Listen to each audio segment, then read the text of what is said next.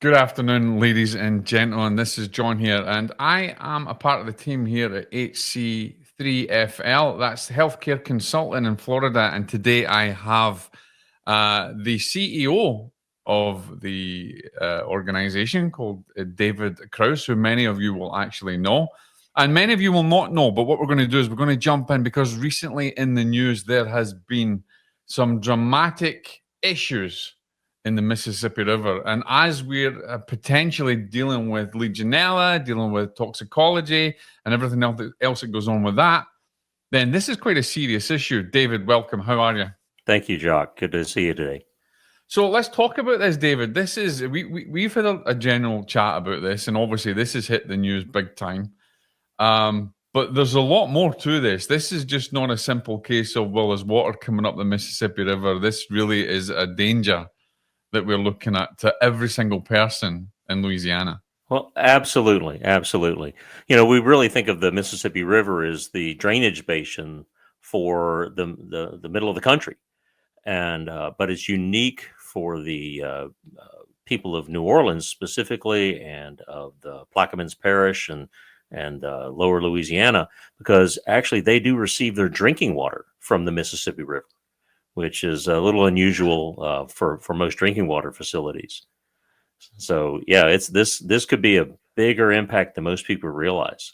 Now, my question then is, so since I've looked into it and we've talked about it, is that this happened before many years ago. I think we're talking in the 70s and 70s and 80s, I believe it was, and you would think that we would have learned by now, and there would have been an element of preparation for this, because I mean, let's not go into the whole idea of global warming and everything else, but it is getting warmer. We've had a great summer, but there's issues that come with this, and now we're being reactive to something that we should have been proactive with. Absolutely, drinking water systems are a key foundational cornerstone to any community. Without safe drinking water, you don't have schools, you don't have air conditioning, you don't have hospitals, you don't have commerce. It stops things in their tracks, just like it did it recently in Jackson, Mississippi. The capital of Mississippi. They had to shut down schools and government actions because they couldn't, provide water to power plants and to air conditioning systems and hospitals and government buildings. So yeah, when you don't have safe drinking water supplies, and it's not just the drinkability of it. We use all that water for firefighting, fire suppression in buildings. We use that for air conditioning systems, for cooling, for refrigeration, for food and freezers at hotels and schools and restaurants. So it literally brings everything to a halt. Now, David, what do you think? Do you think it's too little, too late? I mean, they've just released that information. They're going to be building a pipeline.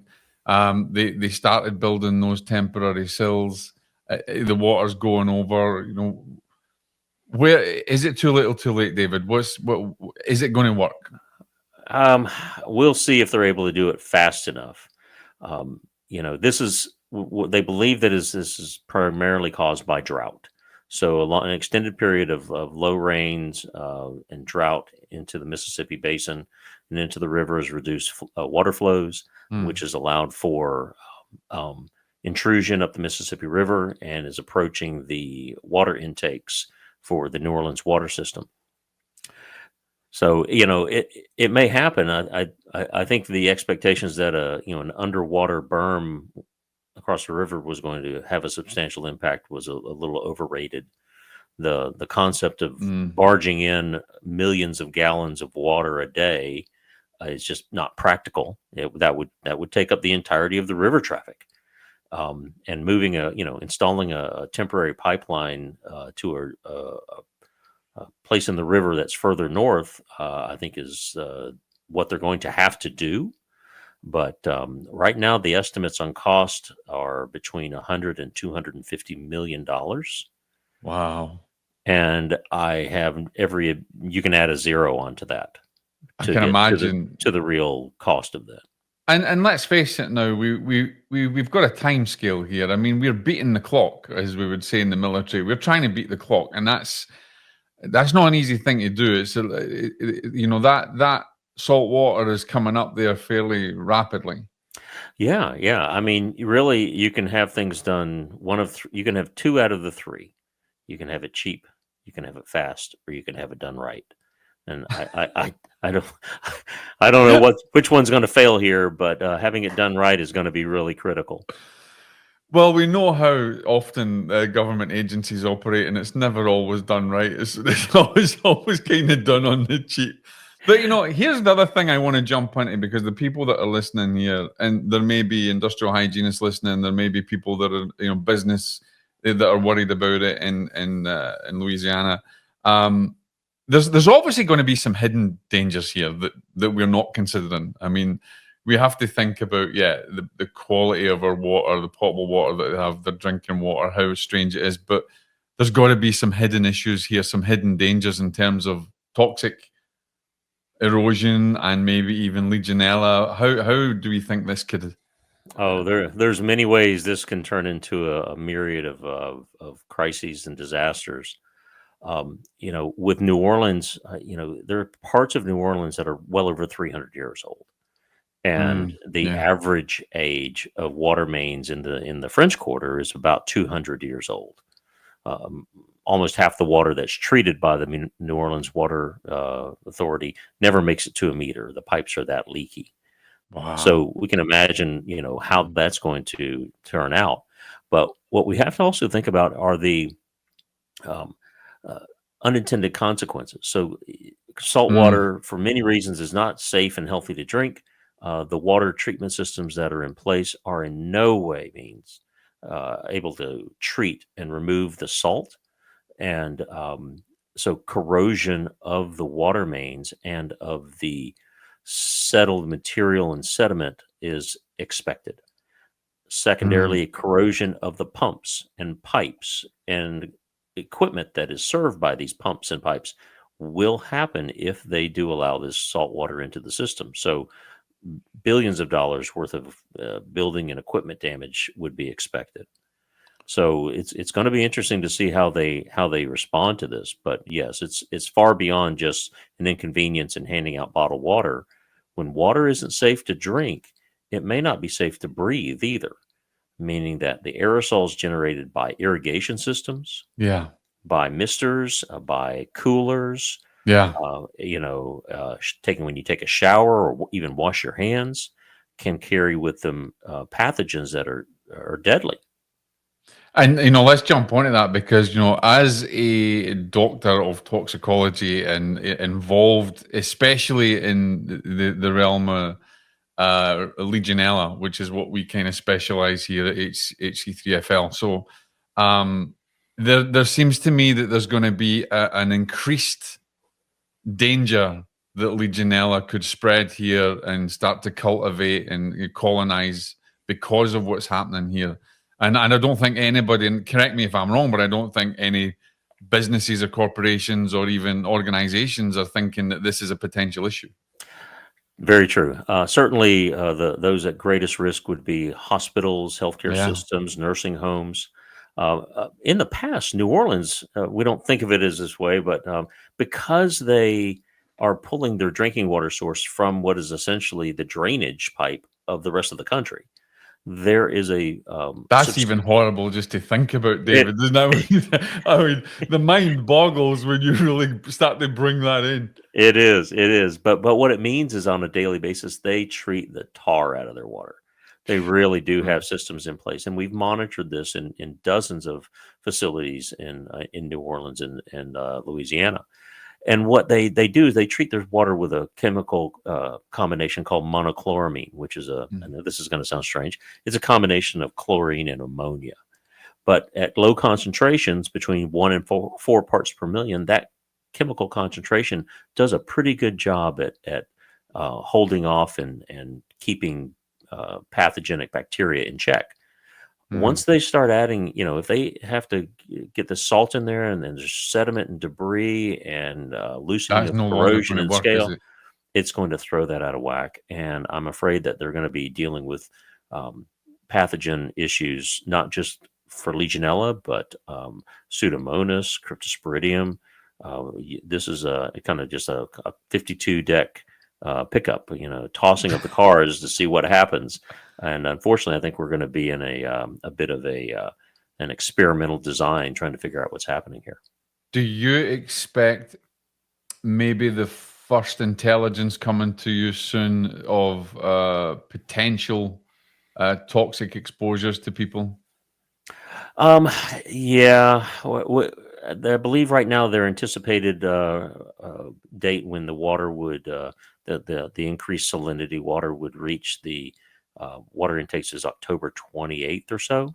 So towards the end of October, if they haven't made substantial progress in completing the pipeline, so that they're not bringing in that water, then increased salinity of the city water would probably result in um, boil water notices as well as notifications of people of low pressure.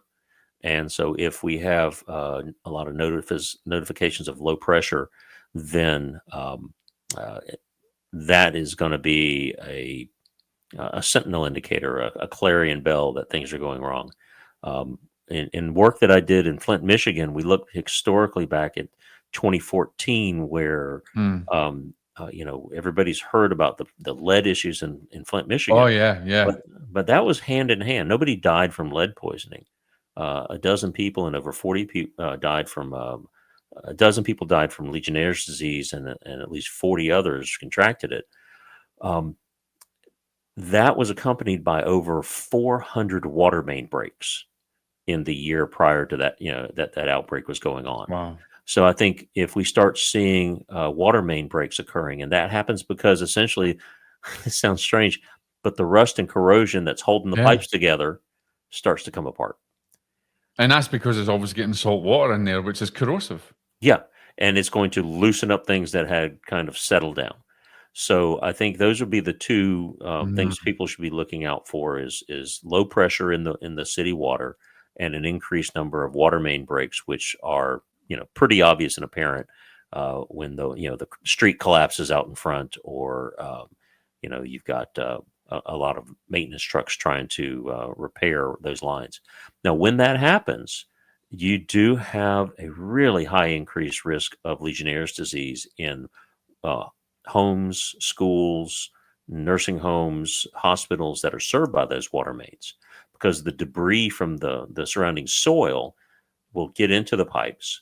It Mm. will consume the disinfectant, and it allows any bacteria that have been Start suspended. to colonize. Exactly. Then they work their way into the buildings and begin to colonize those plumbing systems. So we've there's a number of issues that we're looking at.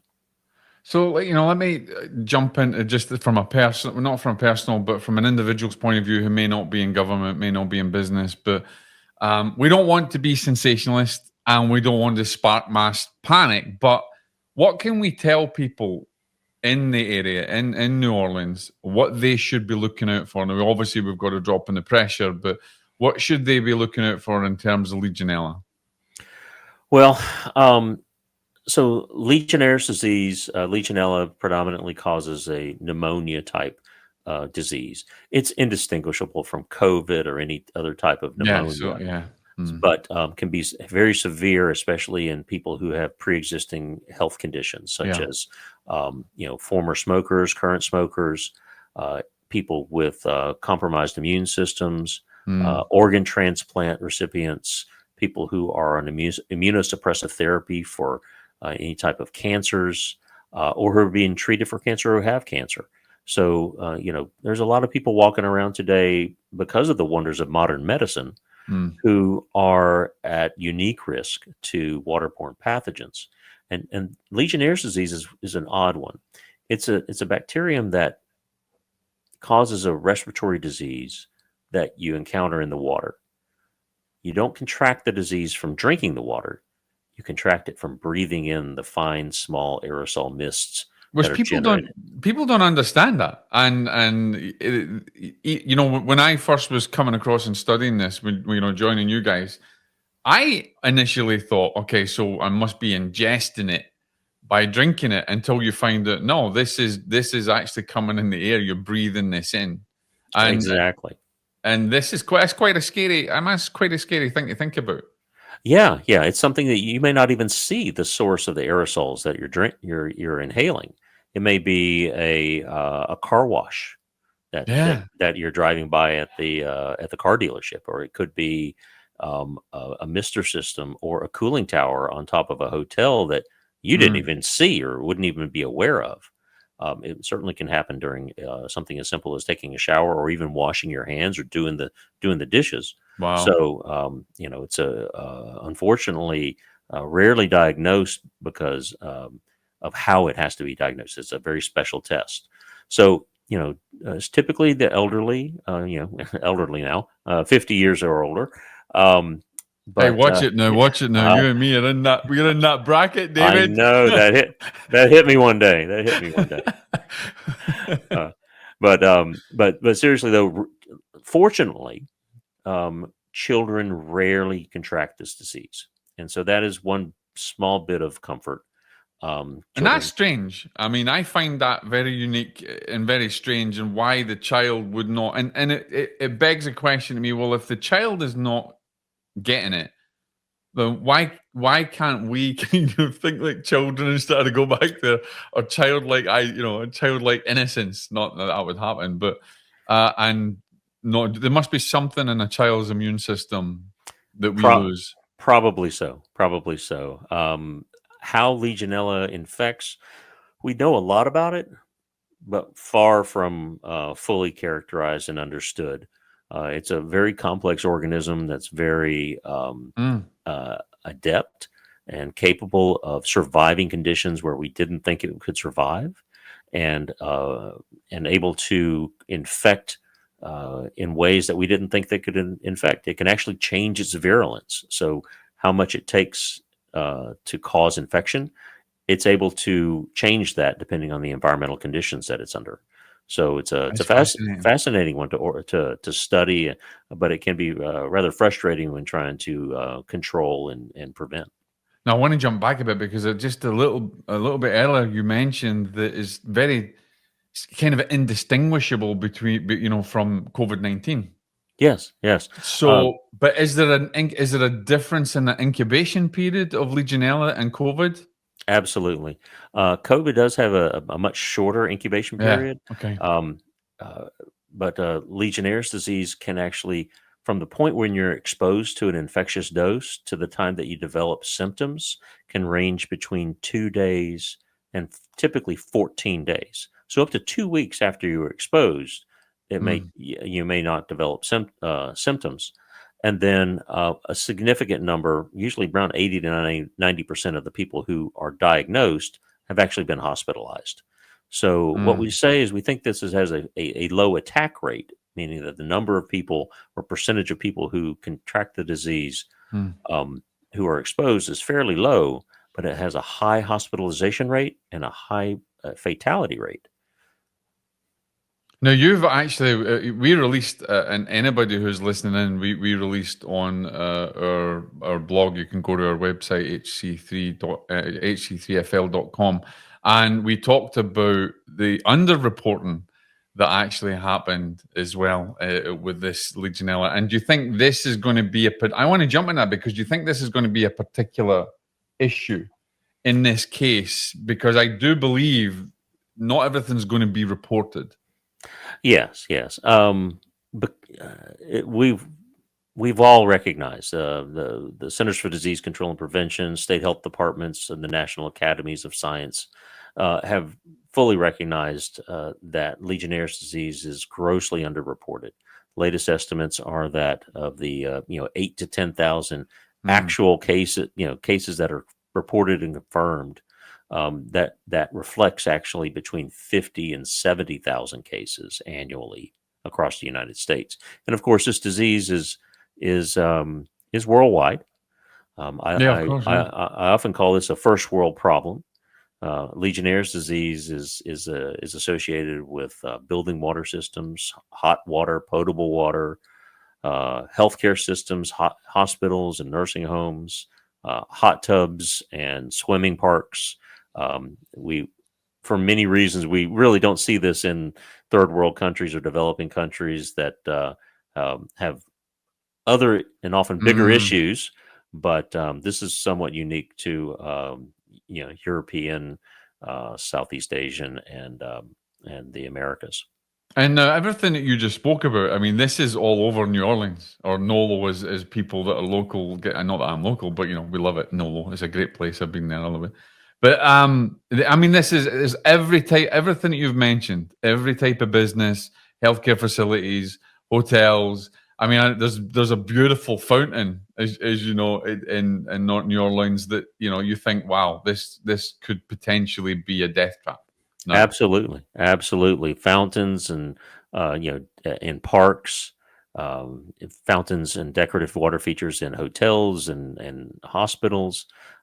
We often look at them as something that's soothing and calming, but if not cared for scrupulously, can become pathogen distribution devices. What advice would you give to businesses or organizations in New Orleans now as we move into this potential? Now we're talking about not being reactive. So, ladies and gentlemen, if you're a leader in an organization, a business, a healthcare center, we're talking about being proactive now. Yes. What can they do, David, to be proactive with this? Because this is just the beginning of a potential nightmare. Well, people who are operating buildings and their cooling towers should probably stock up on the necessary chemistry, the disinfectants that are constantly added to those systems to make sure they are being properly and continuously treated to overcome what's likely to be an onslaught of bacteria that comes into those systems. Any decorative water features that don't absolutely need to be run right now, probably best to take them out of service. That's the easiest way to deal with it. Drain it, dry it, leave it dry. It no longer poses a risk. For hospitals and nursing homes, it's not common for facilities to add their own chemical treatment into their water. That in and of itself poses some risks. But being prepared with fixtures, what they call point of use filters. So these are very fine filters. They remove bacteria from the water. They attach either as the shower head, or they attach to the sink faucet right where the aerator is. And what they do is they filter out all the Legionella. They last maybe 30 days under best conditions, and they cost well over $100 each. So it's not it's not a cheap process, but it is one that can save lives. Oh, I was going to say, I mean, when you equate $100 to saving a life, I think there's really, I mean, you've got to bring that into to an understanding that that's not really that expensive. Yes. When we think about it, especially when we're hopefully looking at a temporary situation.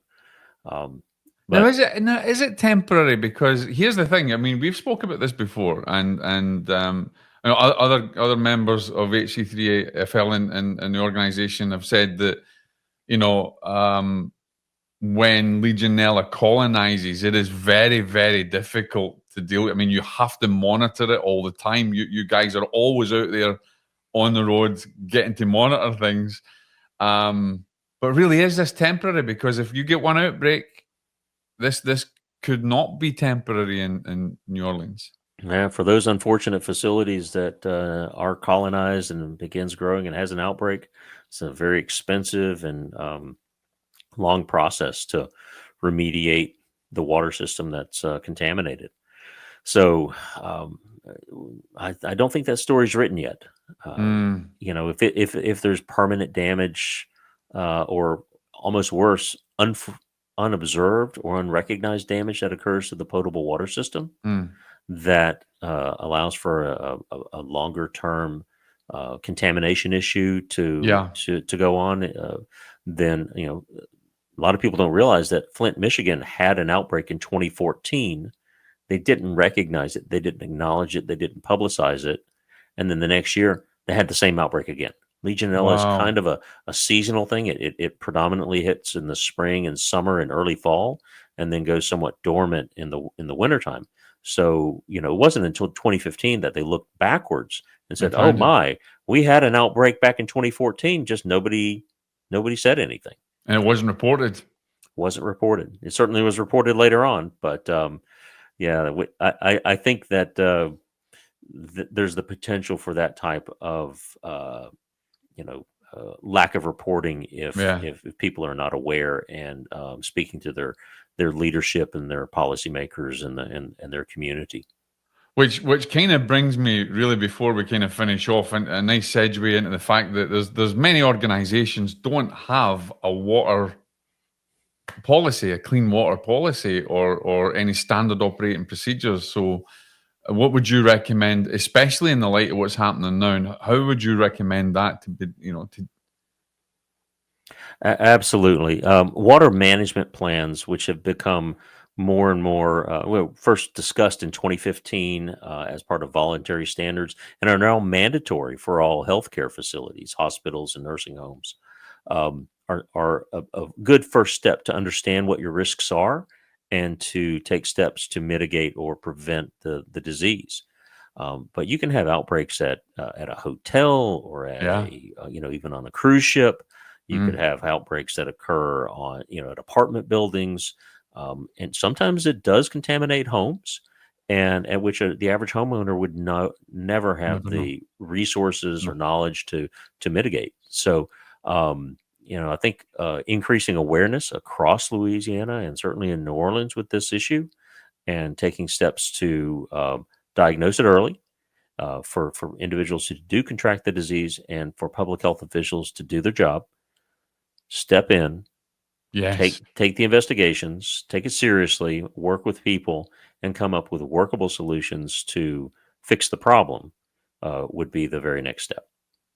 Now, David, you're one of the leading experts in this field, especially in Legionella. So, and within our organisation, within healthcare consulting, uh, how can people then get in touch with you and reach out to you to, if they're worried or they want to go through their water management plans or have testing done?